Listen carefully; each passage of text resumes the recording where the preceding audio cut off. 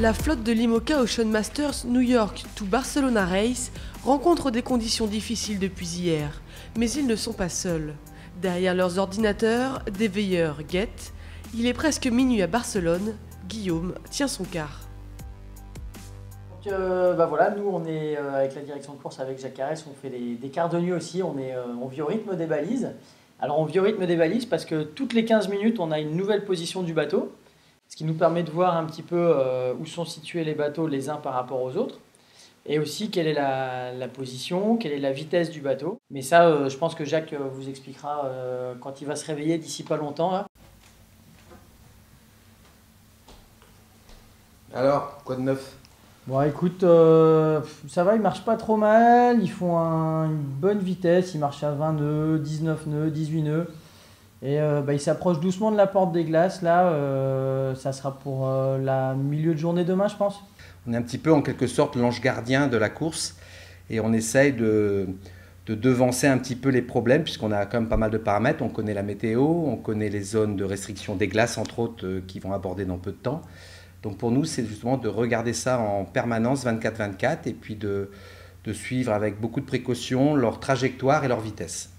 Alors effectivement, hier soir, on était un petit peu à l'affût de Hugo Boss parce qu'on était dans un système dépressionnaire avec justement un virement à placer. On savait qu'il devait repartir en tribord à mur et comme c'est un bateau qui a eu des petits problèmes techniques récemment et qui n'avait pas encore été utilisé dans la brise, pour nous c'était important justement de bien visualiser ces 2 premières heures sur cette amure-là pour voir s'il n'y avait pas de baisse de vitesse. On a un œil affûté là-dessus parce qu'on est vraiment dans la partie maritime, technique et aussi tactique finalement de la course.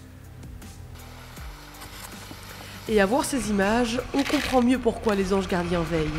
Les bateaux et leurs skippers sont exposés à tous les risques.